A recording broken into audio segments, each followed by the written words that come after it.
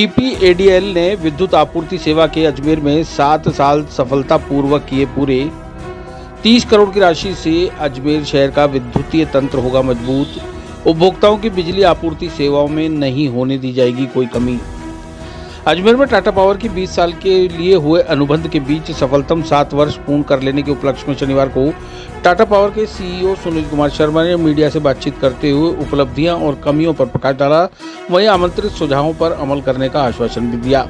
Media को संबोधित करते हुए टीपीएडीएल के सीईओ सुनील कुमार शर्मा ने कहा कि आने वाले समय की बढ़ती हुई बिजली व्यवस्था की आवश्यकताओं को ध्यान में रखते हुए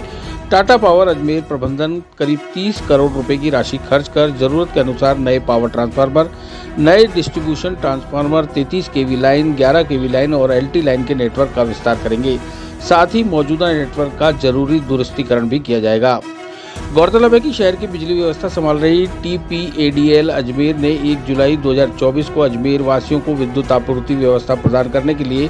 7 साल सफलतापूर्वक पूरे कर लिए हैं। टाटा पावर अजमेर ने शहर के उपभोक्ताओं को विगत 7 वर्षों से हम सभी प्रकार की विद्युतीय सेवाएं पूरी प्रतिबद्धता और निष्ठा से प्रदान कर रहे हैं। साथ ही 7 वर्ष के अनुभव, उपलब्धि और आने वाले समय में विद्युत सेवाओं की ओर बेहतर बनाना, सतत और निर्बाध रूप से बिजली आपूर्ति व्यवस्था को सुनिश्चित करने की कार्य योजना के बारे में जानकारी देते हुए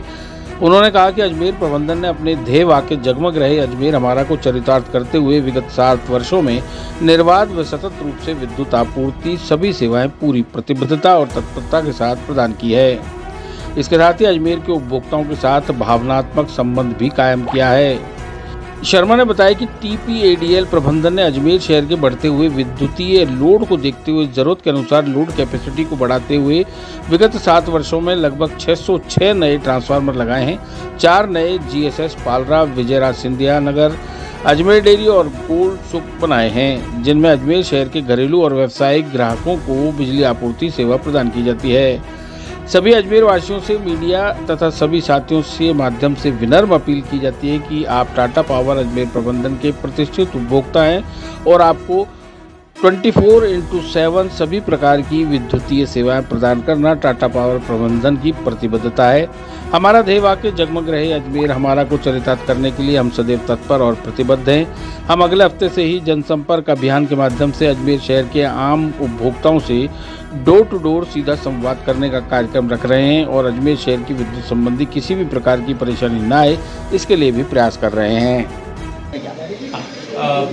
ये प्रश्न अच्छा है बिकॉज 2 टाइम पे पीक आता है। जो बिजली की डिमांड है उसके जो कर्व बनता है, अगर आप उसका कर्व बनाएंगे तो 2 पीक आते हैं दिन में 24 घंटे में। एक पीक जो आता है वो आता है 2 बजे से लेकर 5 बजे के बीच में दिन में, और दूसरा जो नाइट पीक है वो रात को 10 बजे से लेकर के 1 बजे के बीच में आता है।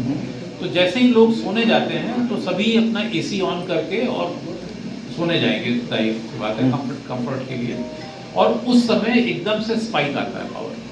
और वो जो स्पाइक है उसकी वजह से ट्रिपिंग्स होती हैं। और वही एक वजह है कि जो पर्टिकुलर टाइम आप बता रहे हैं उस समय अलग अलग एरिया में अलग अलग दिनों में किस तरह के फॉल्ट्स आ सकते हैं। तो जब नहीं, सबसे बड़ी बात ट्रिपिंग हो रही है काफ़ी। मैं वही बता रहा था क्योंकि जो कल हम लोगों ने अपना एक्शन प्लान शेयर किया है यूवीवीएनएल के साथ, जैसा मैंने पहले कहा कि हमें इसका कारण समझना होगा। करीब 37% एक तो बिजली की डिमांड इंक्रीज कर गई है। अगर हम जो राजस्थान इलेक्ट्रिसिटी रेगुलेटरी कमीशन है या हमारे देश के किसी भी स्टेट का रेगुलेटरी कमीशन है, वो लोग सेल ऑफ पावर को एक अनकंट्रोलेबल पैरामीटर मानते हैं। यानी कि कौन कंज्यूमर कितनी बिजली की खपत करेगा ये हमें कभी पता नहीं चल सकता। कोई कंज्यूमर एक एसी लगा रहा है अपने घर में, कोई किसी ने 4 लगाए हैं, वो हमसे पूछ के नहीं लगाते हैं, और वो स्वतंत्र भी हैं लगाने के लिए, लेकिन उससे सिस्टम में डिमांड क्रिएट होती है जिसके लिए प्लान कर पाना हमारे लिए संभव इसलिए नहीं होता क्योंकि हमें पहले सोचना नहीं है। डिमांड जब बढ़ जाती है तो बढ़ी हुई डिमांड के अगेंस्ट ही हम लोग प्लान कर सकते हैं, और इसी वजह से हमने अभी पाया कि करीब 37% ये जो डिमांड बढ़ गई है तो ये बढ़ी कहाँ है। तो वो जब हमने देखा तो मुख्यतः हमारे 6 ऐसे पीटीआर कहते हैं लोग, जैसे एक डीटीआर होता है जो डिस्ट्रीब्यूशन ट्रांसफार्मर जो आपके घरों के आसपास आपको लगे हुए दिखते हैं, और पीटीआर होते हैं पावर ट्रांसफार्मर जो हमारे सब स्टेशंस में लगे हुए होते हैं, जो बड़े साइज के ट्रांसफार्मर्स हैं। 6 ऐसे ट्रांसफार्मर्स हम लोगों ने आइडेंटिफाई किए हैं जिनको की ऑगमेंट करने की, यानी कि उनकी कैपेसिटी बढ़ाए जाने की आवश्यकता है, और 2 नए ट्रांसफार्मर पीटीआर हमें लगाने पड़ेंगे इस बड़ी डिमांड को मीट करने के लिए, और 4 ट्रांसफार्मर्स हम स्वैप करेंगे, यानी कि जहां पर 5 MVA का ट्रांसफार्मर लगा हुआ है उसकी जगह हम 8 MVA का ट्रांसफार्मर लगाएंगे, और जहां पर 8 MVA का ट्रांसफार्मर ओवरलोड हो गया वहां पर हम 12 MVA का ट्रांसफार्मर लगा करके इस बिजली की आपूर्ति करेंगे। एक तो ये था। दूसरा, हमारे कुछ फीडर्स हैं 33 kV के और 11 kV के जो ओवरलोडेड हैं, उन फीडर्स को भी हम फर्दर स्ट्रेंथन करने जा रहे हैं, कुछ एडिशनल फीडर्स ले करेंगे। हमने कल AVVNL के MD साहब और चीफ इंजीनियर साहब के माध्यम से ये भी उनसे निवेदन किया कि RVVNL को बोल करके हमें एक आध जगह पर एक्स्ट्रा बे चाहिए होगी, ताकि हम एडिशनल फीडर्स RVVNL के ग्रिड से निकाल करके और अपनी व्यवस्था को और सुदृढ़ करें। तो उन्होंने भी आश्वासन दिया है कि वो अपने प्रयास से हमारी पूरी मदद करेंगे, और ये अगले आने वाले 3 से 4 महीनों में ये व्यवस्थाएं हम लोग कर लेंगे, जो मैंने अभी आपके साथ डिस्कस की। सर शहर में व्यवस्था जो सर एक तो 1 जुलाई 2024 को हम लोगों ने 7 साल पूरे किए हैं। ये जो डिस्ट्रीब्यूशन फ्रेंचाइजी कॉन्ट्रैक्ट है ये 20 साल का कॉन्ट्रैक्ट है, जो कि 1 जुलाई 2017 से शुरू हुआ था। इस 20 साल में से 7 साल हमने पूरे किए हैं, और हमारे स्थापना दिवस के उपलक्ष्य में हमारे जनसंपर्क अधिकारी ने एक डिटेल्ड प्रेस नोट जारी किया था, जिसमें कि हमने 7 साल की उपलब्धियां उसमें दर्ज की हैं, और आप लोगों के माध्यम से उसको मीडिया में काफ़ी कवरेज भी मिला। मुख्यतः मैं फिर से बता दूं एक बार कि जो अजमेर शहर में ऑटोमेशन पे हमने काफ़ी काम किया है, नया नेटवर्क ले करने में काफ़ी काम किया है, करीब 500 से ऊपर हमने ट्रांसफार्मर्स नए लगाए हैं इस ड्यूरेशन में। डिस्ट्रीब्यूशन फ्रेंचाइजी कॉन्ट्रैक्ट के हिसाब से हम लोगों को करीब 37.5 करोड़ कैपिटल एक्सपेंडिचर इनकर करना था पहले 5 साल में। उसके अगेंस्ट हम लोगों ने 120 करोड़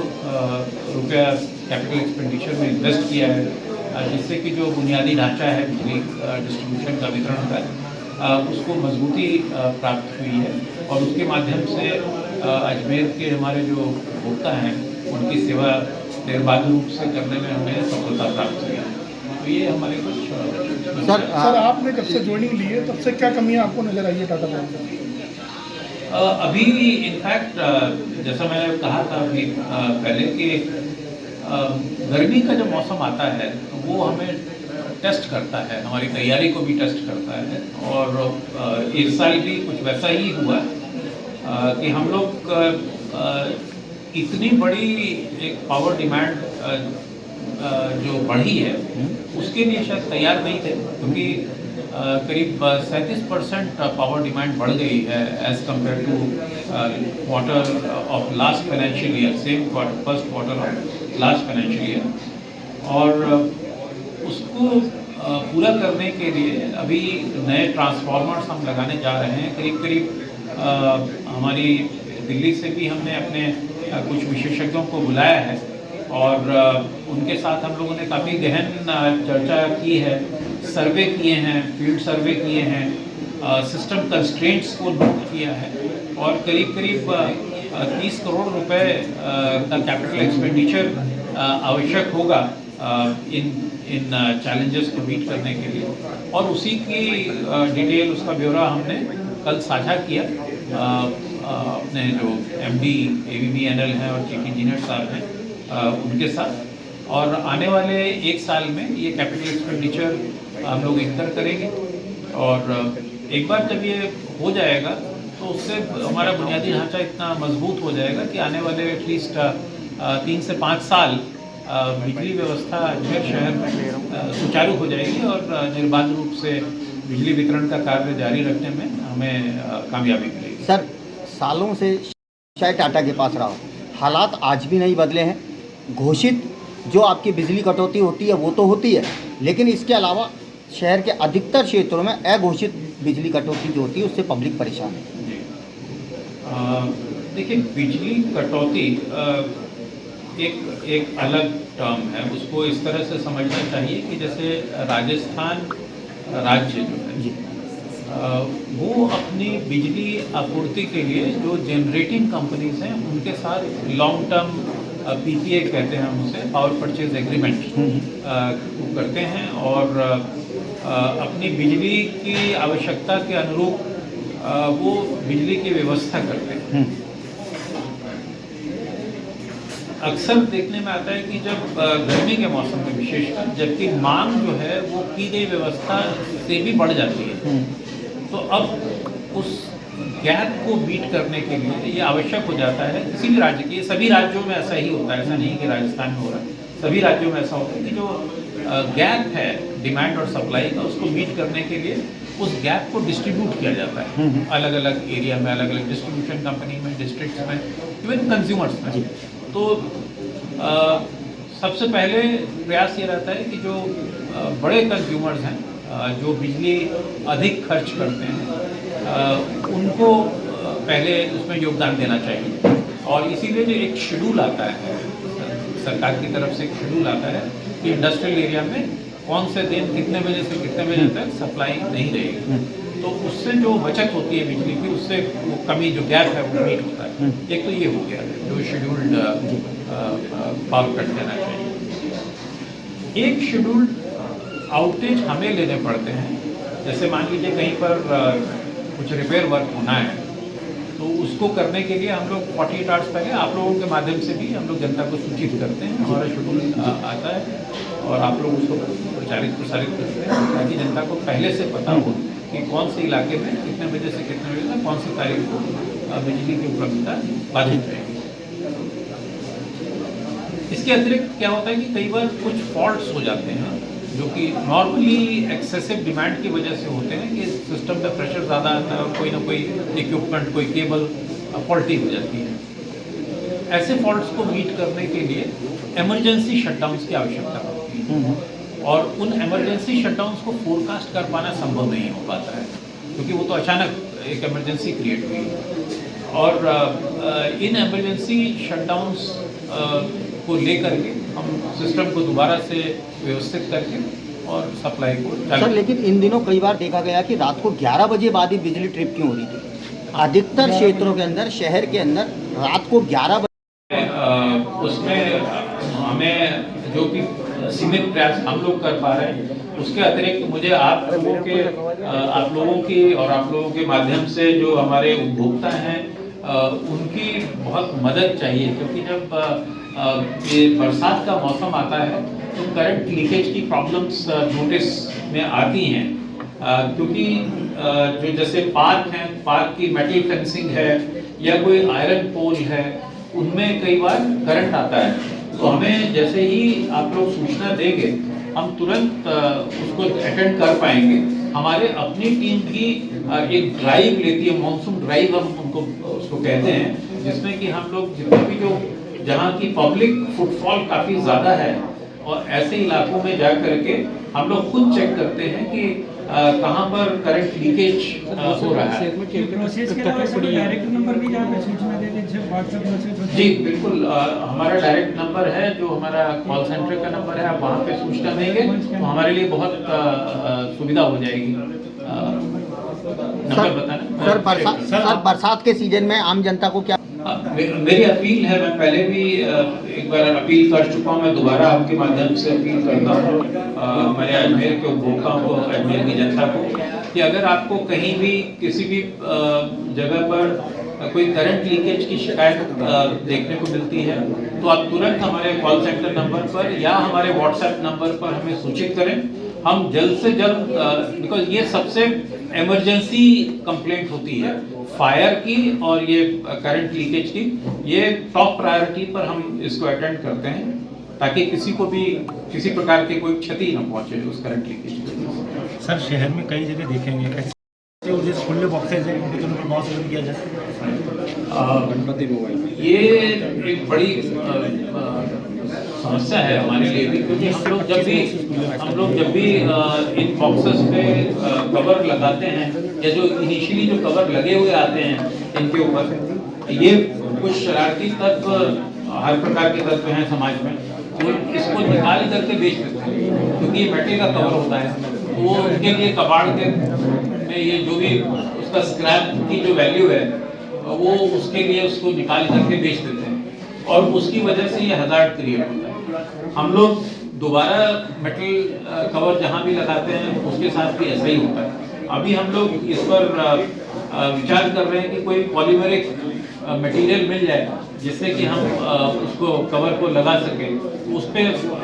भी हम लोग प्रोक्योर करने की कोशिश कर रहे हैं। जैसे ही उसकी सप्लाई आती है तो हम लोग इसको ज़रूर कवर करेंगे। कि आपने बिल्कुल ठीक कहा कि ये एक हज़ार्डस सिचुएशन क्रिएट होती है, कवर्स के नहीं होता। जानवर को नहीं बताना सर, बिल्कुल ऐसे कोई आंकड़े आपको ध्यान